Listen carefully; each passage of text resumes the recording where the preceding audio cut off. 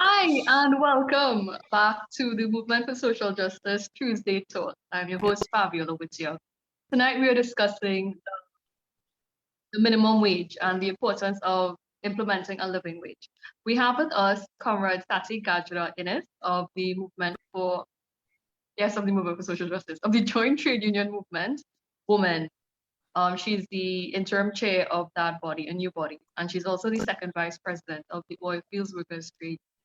And we also have a very familiar face, Comrade Ozzi Warwick, who is the general secretary of a new body, and she's also the second vice. Welcome, Comrade. Let's Good jump evening. into this topic. It's a very important and a very timely topic. Comrade Warwick, could you give us a very brief overview of what is the minimum wage and a living wage? And thank you very much, Fabiola, for having me. And it's really good to share this space with my good sister and comrade, Sati Gajadhar Inniss. And I think it really is a very important discussion, especially as we have the 2021-2022 budget coming up. And I think, let me just give you a very concrete example. So even as the debate goes on around, for example, who is right and who is wrong with regards to the Commissioner of Police, the fact of the matter is the price of bread went up. And therefore, for ordinary people, this is what they have to face. Now, when talking about minimum wage and living wage, I want to introduce three concepts, okay? Because I think they're very important concepts to fully grasp. One is the value of labor power. The second is the means of subsistence. And the third is reproduction of daily life. Now, value of labor power.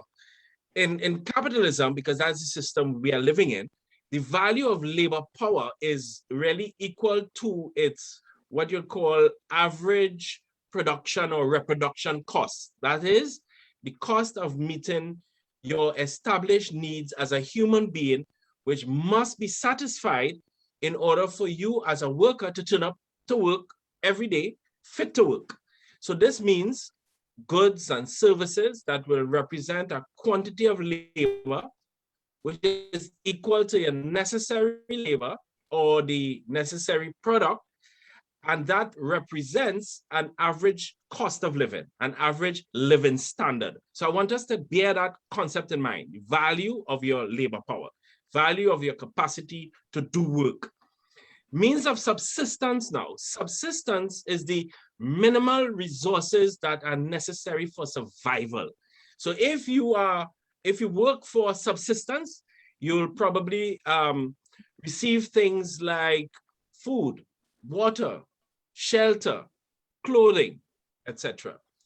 And then you have what is called a reproduction of daily life. What is required for you as a human being to reproduce your daily life every day, from the moment you get up in the morning to the time you go to bed? For shift workers, it's the opposite way, where you get up in the night, you work your shift, and then you go to bed during the course of the day. What is required for you to reproduce that life every single day? Now, these are a very important concepts to understand when you're talking about wages, and in particular, minimum wage versus living wage. You see, it is about how we define subsistence in modern society. And I'll come back to that in a little bit later on in terms of the living wage. Now, the introduction of a statutory national minimum wage in Trinidad and Tobago came actually kind of late. Forward, let me just be clear. You've given us some dense information. So you're saying that we have to work, yes, and that work creates more things, but we also have to get back some of that to be able to keep ourselves, to keep body and soul together, as some people say. That is correct. Okay. That is correct. Thank you. All right. So continuing from that we work, and we also need to get back some of the value of our work. We're moving on now to how this came to be, the idea of a minimum wage. Yes, I'll go first with the minimum wage, what is established, and why I would like to posit that we need to move more towards a living wage, because that we don't have that in Trinidad and Tobago. What we have in Trinidad and Tobago is a minimum wage, a statutory national minimum wage, which came into being on April 6th in 1998. And even though on the books it was part of a package of those, the post-1970 or the post-Black Power Revolution social legislation, it really wasn't introduced until 1998. And that is a set wage set by the state, of which you do not go under in paying a worker. And it's normally the unit is per hour. So it is the minimum amount of wage that anybody must pay a worker, which minimum you cannot go below when paying that worker per hour. Okay. So that is a set wage that is defined or established by the Minimum Wages Act, and which is basically changed from time to time based on government's policy and pronouncement, right? So that is fixed. Now, the living wage, however, is meant to be something that more represents the concepts that I was talking about above, the question of the means of subsistence, the question of reproduction of your daily life, the value of your labor power. Now, living wage as a concept has actually a very long history, and it goes back, believe it or not, to the times of Plato, Aristotle, in ancient Greece, St. Thomas Aquinas in the 13th century, even Adam Smith in the 18th century talked about living wage, and believe it or not, several popes since 1890 spoke about living wage. Why I say that is to make sure that people don't feel that because I am presenting this, that it's some left-wing idea or concept. No, it's deeply rooted. It's rooted in a long history of human beings trying to work towards social justice. So that for example, the United Nations Universal Declaration of Human Rights recognize the need for workers to earn a living wage, not a minimum wage, but rather a living wage. Even the ILO Constitution also recommends and recognizes that workers should earn a living wage. Even the ILO Committee of Experts in 1992 said that the ultimate objective of the ILO Minimum Wage Convention is to ensure that workers have a wage that is satisfactory, that is a satisfactory standard of living for them and their families. And so the idea now of a living wage is to capture and recognize that human needs changes over time. And therefore having a fixed minimum wage will not, in fact, be able to satisfy a human being's ability to reproduce their daily life. It will not allow that human being to get the true value of their labor power. And certainly it will make it very, very difficult for them to really meet the means of subsistence. And when I say subsistence, and I said that it's important to define what subsistence is, in a modern society, it has to include things as like internet service, because how are you to survive? How will your children learn in terms of online learning? Things like a mobile phone, things like television, a refrigerator, appliances that can help at least you live a decent standard of living. Okay, thank you very much, Ozzy, for that very deep. I mean, some people might think, yes, it's a union idea, or it's not practical, but we see now it's a very well established, a very old idea that has a lot of support from different intellectual camps. Comrade Sati, can I bring you in now to talk about what when living wage could mean for the workers that you might be representing? Thank you, Fabiola, and good night again. The minimum wage concept has failed. It certainly has failed because it has not kept the pace with the rising cost of living, causing many working workers to live below the poverty line. And that is why we need to develop where, especially as Comrade Ozzi would have said, that in these times where workers are now required to use what they would have normally taken for their personal belongings. They are now required to use it with the work from home syndrome and all those things. So we need to apply it and put a value to those things to be able to give those people who are working from home more sustenance, that they will be able to live a healthier life. So it goes beyond just, and there are several formulas. When we look internationally, there are ways that could develop, models could be developed to actually put value to the things that, I was looking, MIT, I think, has a formula for the whole of United States. And they actually, you could go into a state and see what is the minimum wage, but you could also see, like for one family, one member of a family, what value that will be with different items listed. You could look at somebody with a 4-member family. So there are models that could be developed, and it's important for us as the trade union movement. And for me, speaking on behalf of women, where the majority of our women are those that work within the minimum wages, and it's important for us to look at that and bring about more value for the work that we do. Okay, so we're saying that the minimum wage has to cover more than just dollars and cents then? Yes, it has to, while there are a lot of things that has been incorporated, but the actual, because, okay, after someone gets $17.50 multiplied by the 8 hours, what happens is that they still have the health surcharge, they still have NIS to pay. So that in itself is not added on. Before, it is said it is considered by the board in its determination when the minimum wages, but still, with everything rising and even the cost of living that is said to be used as part or considered, again, everything is considered. It is not said it is applied. Okay. It is not said that it is applied. So the cost of living will be considered, as part of. And if you look at the cost of living, even now, it is not real. It is not real, because if I look at the inflation has risen so much, but when I look at the cost of living, it is very low. It is the lowest, even though the cost of living has increased so much.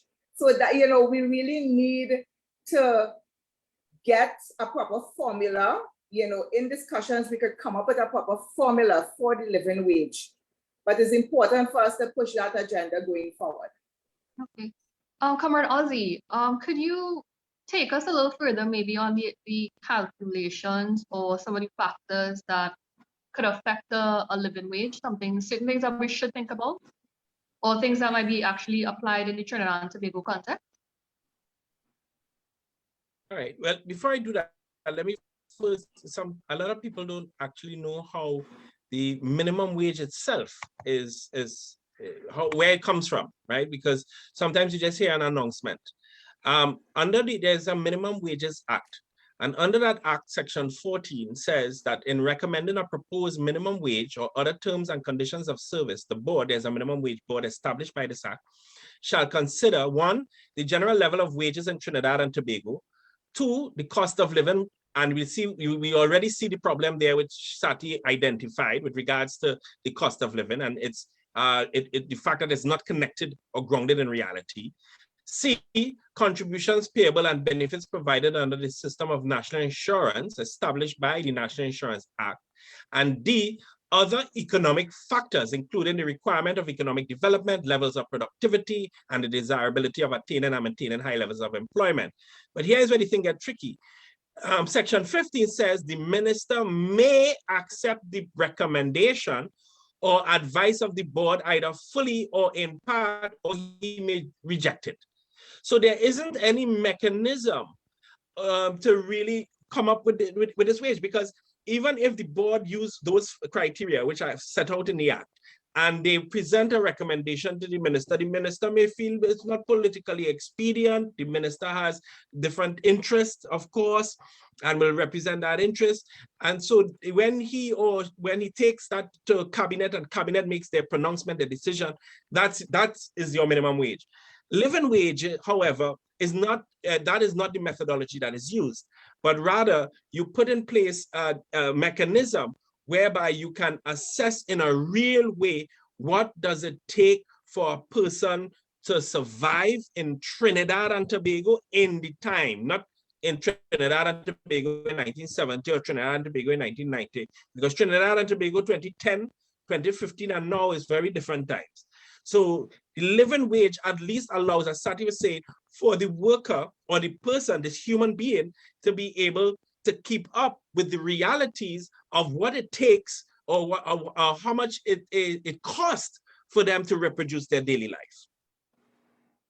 Thank you. So there's more to the minimum wage than, as you say, sorry, when you explain it in the act, there's more to the minimum wage than just saying cost of living is this, let it go.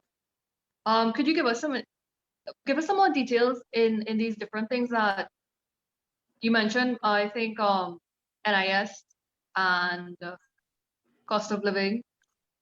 Would you mind like going back to those factors and explaining a bit more what they are?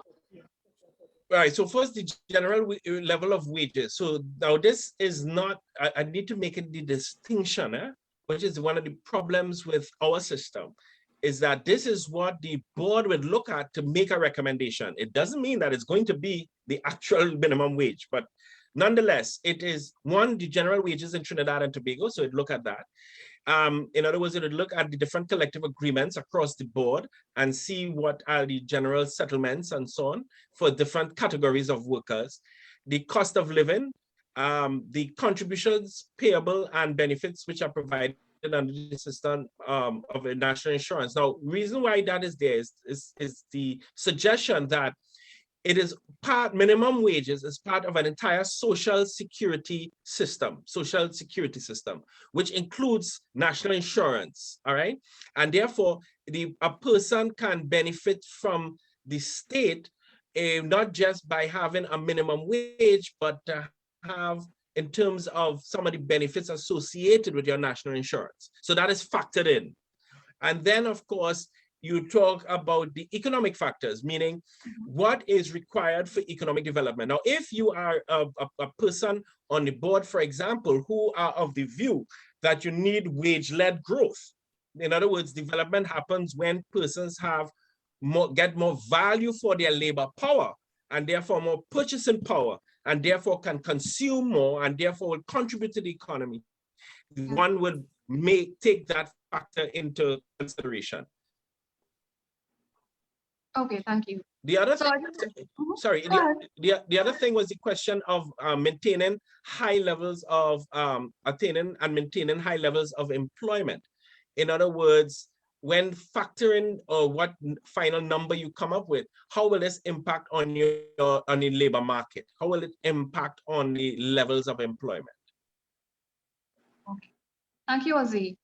So I'd just like to invite our Facebook audience to drop their questions or comments in the comment section, and I will be happy to ask Comrade Ozzi and Comrade Sati any questions you might have.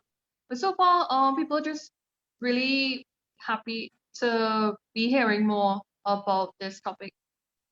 Comrade Sati, could you maybe explain to us how the minimum wage works as part of the benefits or protections that workers get? Okay. There are, now the minimum wage itself has different order, what we call order papers. So you have the catering industry, you have the shop assistants, which like our retail store clerks will fall under, household assistants, the security industry employees, and the petrol filling order. So those are some of the orders those are the orders, actually, not some, those are the orders that fall under the Minimum Wages Act. And inside of that, you have some of the benefits now that actually is in, you have the minimum remuneration, which actually now is 1750. So you have the minimum remuneration for overtime. You have the hours of work.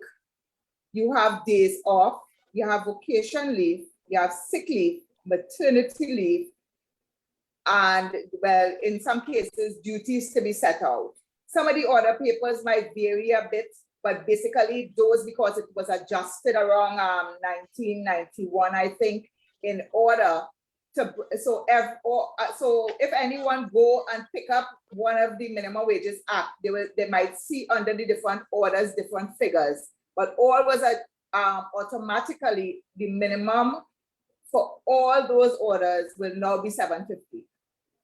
The calculation, the basis for calculation will be all.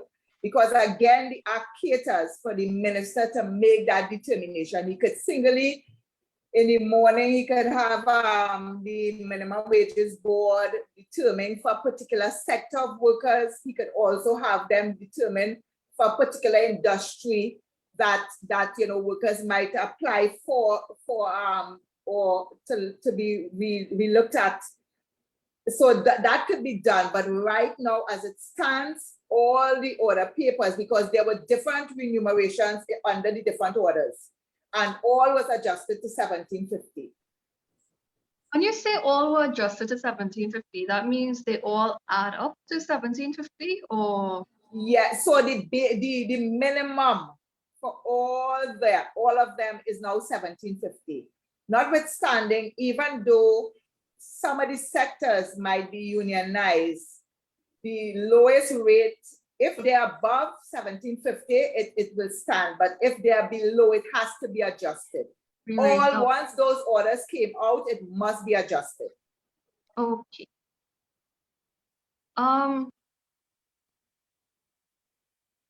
Does it seem that it's a bit vice that what is happening in terms of managing our minimum wage is not actually keeping up with what's needed, that the process, is it working? Is the process working? Is the process not working?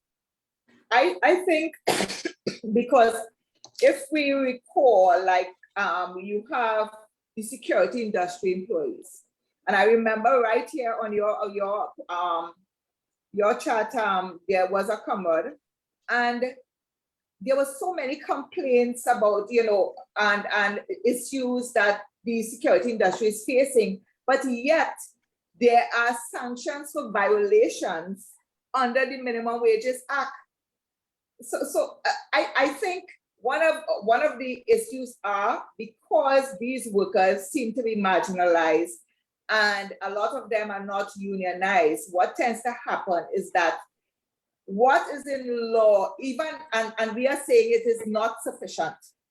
And Comrade Ozzi will bear me out, and this is not sufficient. We need to go to a living wage. But even what is there is not properly well utilized and policed in order for the workers to maximize what is in law. Because when I look, there are sanctions for workers not being paid the proper way, the 1750. And there are even penalties if a worker is victimized or dismissed when that is reported. So So you're saying a lot of these workers are not unionized, right? So if you're not in a union, you are supposed to be working for minimum wage. For whatever reason, you are not getting that minimum wage. What options do you have? You go to the Ministry of Labor, or you could even go to a trade union, and the trade union could take up your matter on well, you have to, there are regulations under the different trade unions, how they will represent you, but there are options available that your matters could be redressed. And it is important for us moving forward, in particular these times. I think is important, the correct timing for us to have this, but maybe what we need to do in the future is to go through each order and find the space and have a discussion about because all of them are similar, and remind people of their rights under the minimum wages act. So what are It is really important because, go ahead.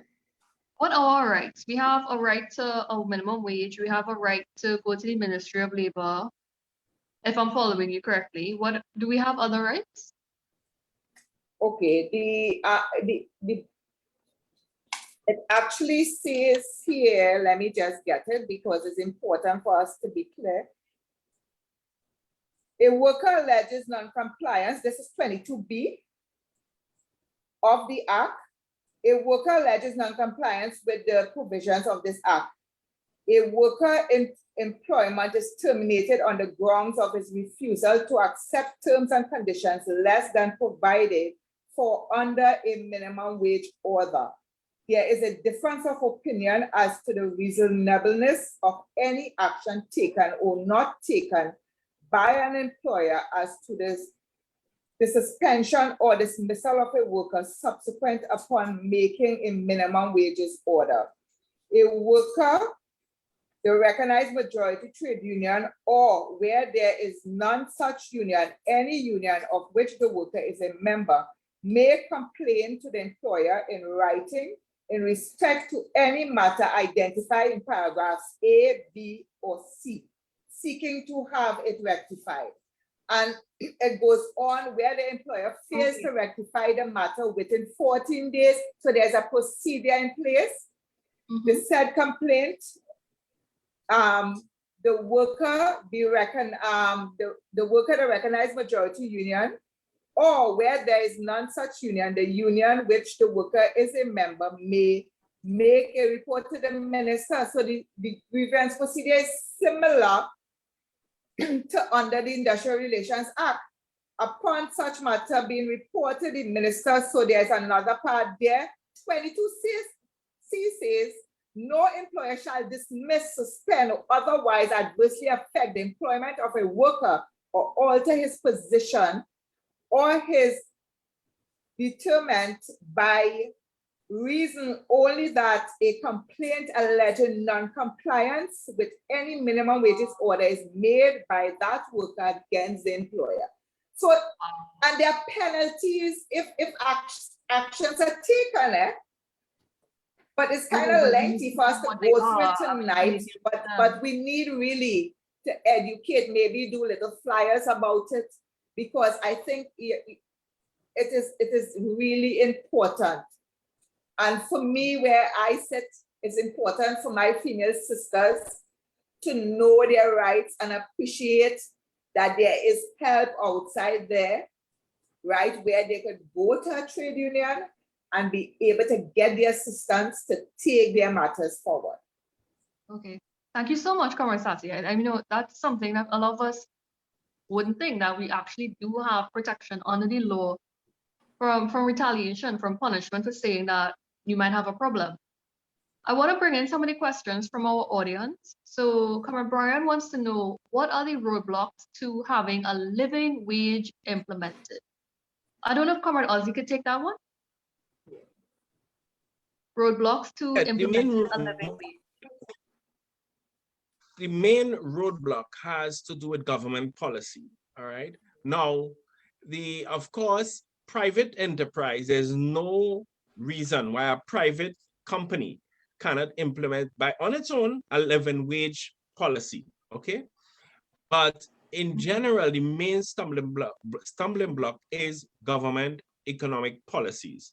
In other words, if the political directorate do not feel and or believe that that this is a policy prescription that they will support, they will not put forward either to change the minimum wage legislation, because that's what will be required, to change the legislation, And it will also require putting in place the mechanism by which you can objectively determine living wages for different sectors, of course. And so there just isn't the political will. There isn't the political will. And I think it has also to do with ideology, that if you have the political directorate that is hell-bent on neoliberal policies, who believe that that is the way and shape of how our society should be, then they're not going to implement a living wage. And that is really at the heart of it. From the private sector, they don't want it because, as I said, we exist in a capitalist society where they want to extract more and more surplus value from your labor. So they want to pay you less for your labor power. So they will have no interest in introducing a living wage, which will enable you to get at least a little more value for your labor power. Just to say, the ultimate way for you to get at least some semblance of a fair value for your labor power is through collective bargaining. There is no, I want to make that very, very clear. There is absolutely no other way in which any worker can get anything close to the value of their labor power unless they are in a trade union and are part of a collective bargaining process. Oh, that's an interesting answer. So the first part that, well, this is a situation because of government policy. You know, that's shocking, because we started off this evening's discussion with you explaining that a minimum wage is not new. A living wage is something that is proposed and desired by so many different ideologies and so many different thinkers. And it just seems that it would fly in the face of good sense, of reality. And then, as you say, if we need to rely on collective bargaining, I mean, we need to understand what that is. Comrade Sati, can I throw two questions at you? One, a quick overview of collective bargaining for anybody in our audience who doesn't know. And two, the different sectors. You all are mentioning these sectors that might have different minimum wages. If you could tell us a little bit about that. Okay. The first, collective bargaining is where you have a recognized union. Let me not say majority, a recognized union where the union would submit proposals to the employer, and the employer most likely would counter with its own proposals. There is a negotiation process that takes place, and normally it ends with a collective agreement where it will determine the terms and conditions that the worker will work under, and also the remuneration that the worker will receive for the work that the worker would do. That is normally, sometimes there are different methods of doing that, because you could have where some people want to use market rates. Some people want to look at or position themselves based on what job evaluations, where they might look and value jobs and place the jobs in a certain category. But there are different methods of coming up with the enumerations.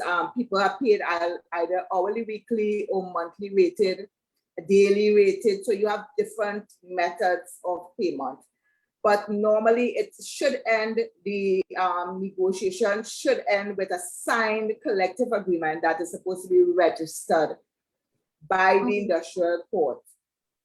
That aspect of it. Under the minimum wages, as I said before, you have now the minimum wages does not cater for everybody.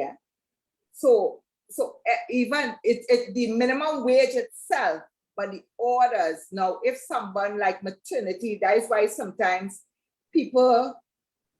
employers exploit workers, because of the fact now the minimum wage itself apply across the country as the lowest wage, but the orders itself specify different industries.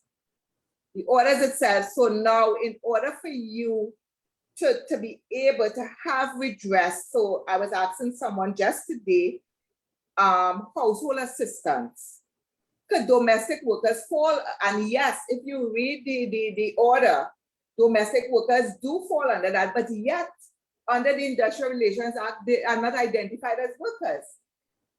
And there are certain things that you could take under the Minimum Wages Act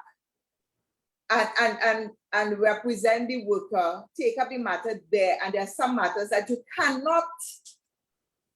cannot take up because the Minimum Wages Act clearly identifies what is addressed for these particular workers. Okay, so some workers are falling into a kind of gray area between the minimum wages and the Industrial Relations Act. Yes, because, okay, all right, catering industry. The catering industry now, the cater for everybody in that industry. And if someone could be, if someone wants to be very technical, which we find happening a lot in industrial relations now, they could try to push out, because we might say the barman and the fella in the rum shop is within the catering industry. But if that matter is to go further, somebody, and you know, we have a lot of suits in the industrial court now, and it's becoming, you know, a whole different picture.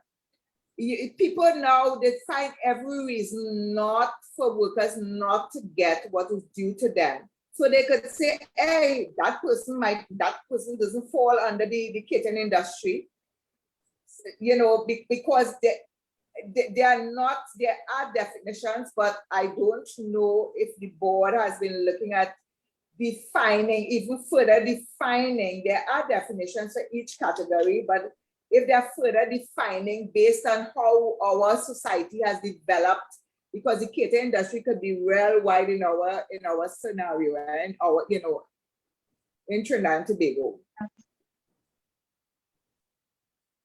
Thank you for that. So we have Comrade Levi asking, what are the grounds for increasing the minimum wage? Comrade Ozzi, I know we talked about that very much in the beginning, very early. Could you just go over that again, please? Yeah, sure. Again, the board, the Minimum Wages Board, which is established by the Minimum Wages Act, looks at things like the general level of wages in the country, cost of living, contributions to NIS, and the requirements, what is required for economic development, the levels of productivity, how do we attain and maintain high levels of employment, and so on. So those are just, you know, some of the criteria which are looked at in order for a recommendation to be made to the Minister of Labor, who I assume will then have to take it to cabinet for a decision to be made. So that, again, just to, you know, reiterate what are some of the criteria. I don't know if Comrade Ozzi want to help me with this, but is it that the minister, because I see the minister may fix a minimum wage in the act. So is it that the minister is the one that takes the recommendation? Hey, I want to do this. Look at this for me, and you know, or is it that the board makes it? And also, I know there's a part where there's supposed to be a publication after the board sends it back to the minister where it goes up for objection, and that and all. The minister may take those recommendations because it goes back to the board, and is everything may? And it seems as though it's up to the political directorate at the time to make the determination. It is.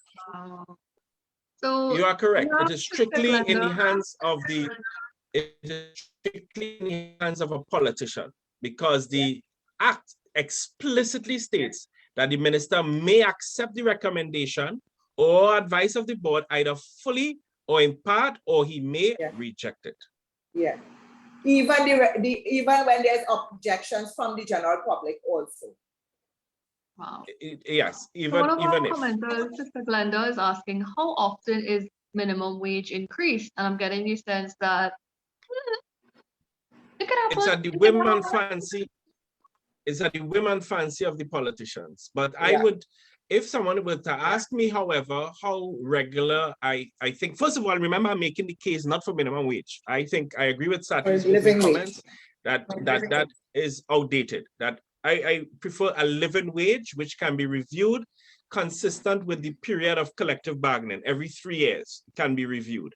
And I think if you do it that way, at least it's consistent with a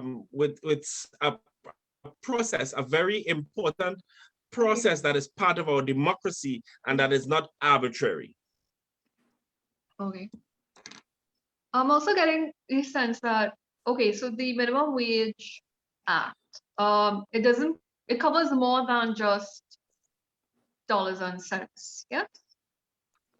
Well, okay, let me just clarify that. The act, no, the act is more or less dollars and cents, but it does state in the act terms and conditions. So I wanted to just, quickly run through that, because a lot of people who work for minimum wage don't realize that they have other rights.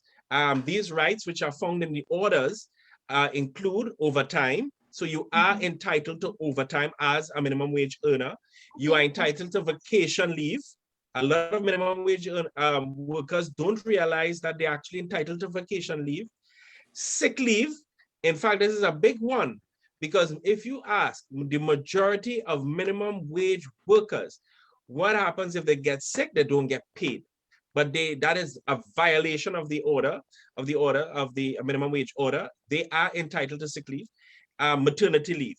So I just wanted to, those are 4 other part of your terms and conditions as a minimum wage earner. It's not just the dollars and cents, but it's overtime, it's vacation leave, it is sick leave, and it is maternity leave. You are entitled to that. And if the employer refuses to refuse you these rights, then you can take up a dispute, as Sati mentioned earlier. Thank you for that. So we have a Fabiola, comment. Go ahead, let please. me just add to that, though, because inside of that, there are little bits and pieces that, because it says that the 12 months, in order for you to be entitled to 2 weeks vacation leave, right?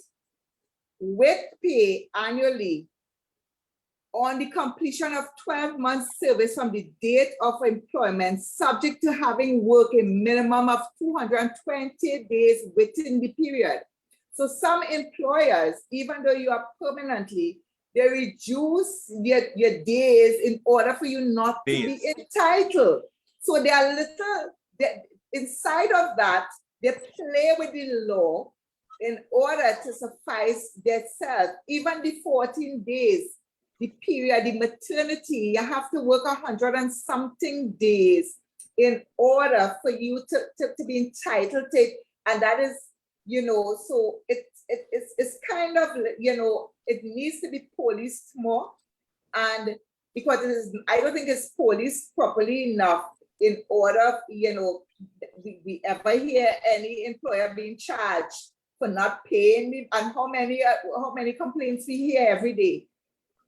How many of them is brought before the industrial court being charged for not complying with the law?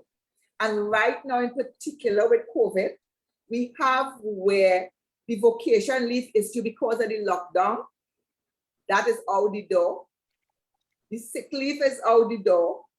And you have people now suffering a lot, and mostly my female comrades are suffering outside there because of the fact that they would lose their maternity benefits if they do not have the number of days, because those days, the contributions have just before I hope it's good. It came from a good source. I hope that if the person has the father of the baby that she's caring present in her life, and it is obvious under the law that she could be able to get the assistance of the contributions from what they might deem to be the spouse.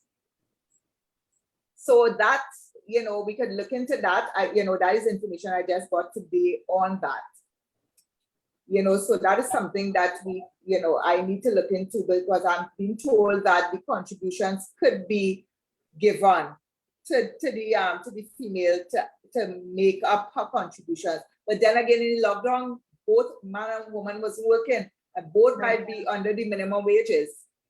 So those are some of the things. And you know, even if we don't get the living wage, I know there's something out with the minimum wage, and we need to look, because the pandemic not going to go away, and we have to make sure that things like these does not affect our workers. Especially, I speak on behalf of workers, but in particular tonight, I want to make, because a lot of our young female workers outside there is suffering because of the lack of having been paid the correct wages and all these things coming out of the COVID situation. Even NIS was not paid. NIS was not paid in some instances, so they could not have even gotten the government, what the government was giving, because they could not have been to apply for it. Thank you, Comrade Sati. So would you be able to give us certain things that workers should look out for? So overtime rates maybe, or other things that people should be aware of to know that their rights aren't being infringed? Okay, so if there they have the effect of the minimum wage order, right?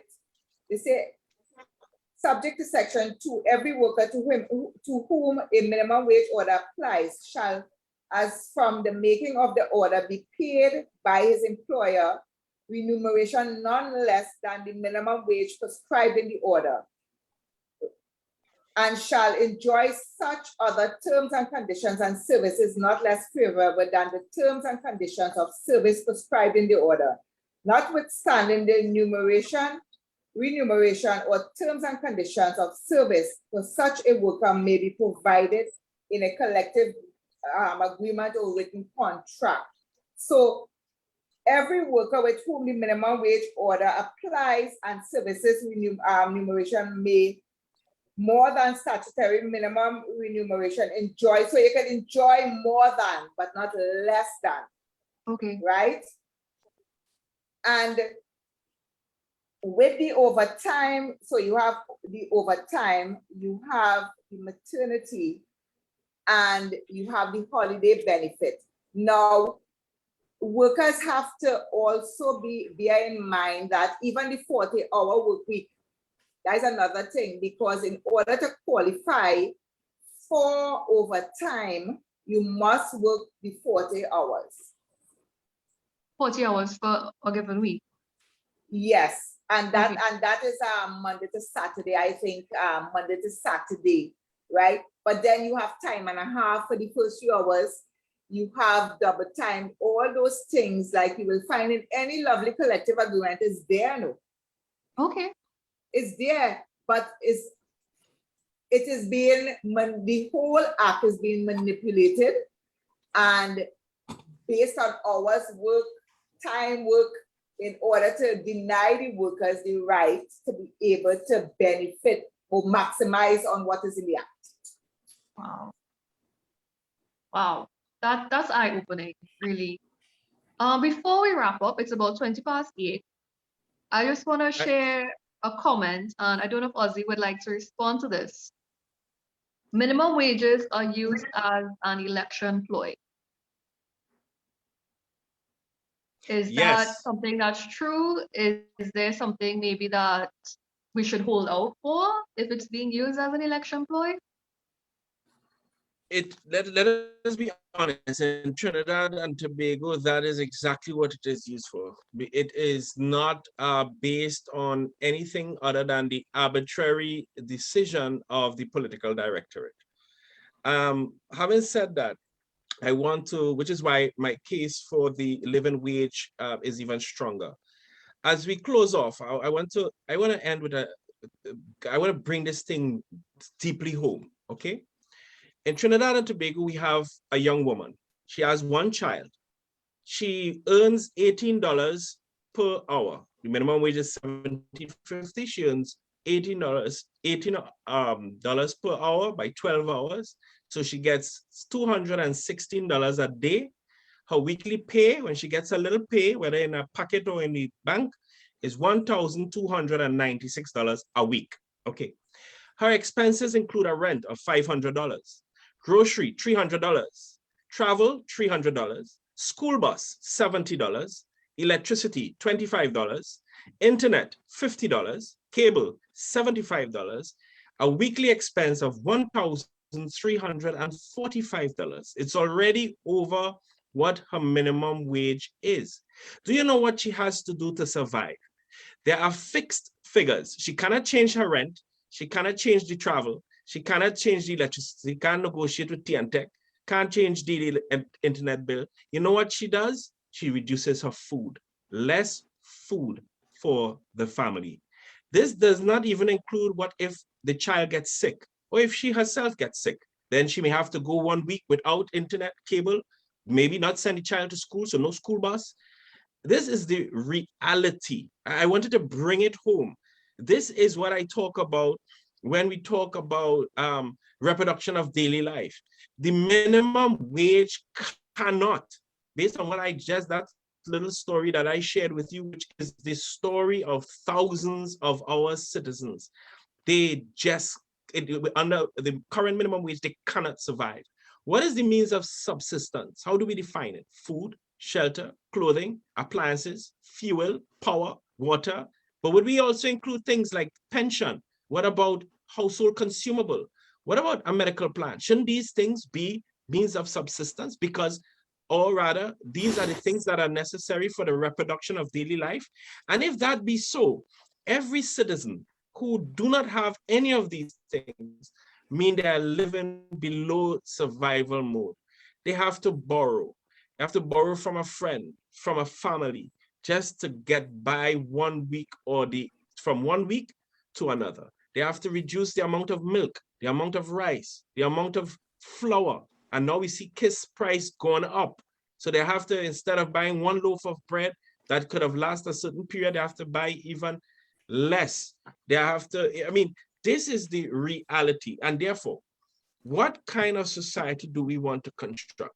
Is it a society where thousands of our citizens are barely surviving and therefore have no opportunity? Because how does a person, a citizen in these conditions really plan a future? How do they organize a future for their child? Where are the school books? I haven't even included school books. I haven't included shoes, socks, nothing. Look at those were just the bare and it's already past what this person is earning. And all I'm suggesting here tonight, Fabiola and Trinidad and Tobago, that is the reality of tens of thousands of our citizens in this republic.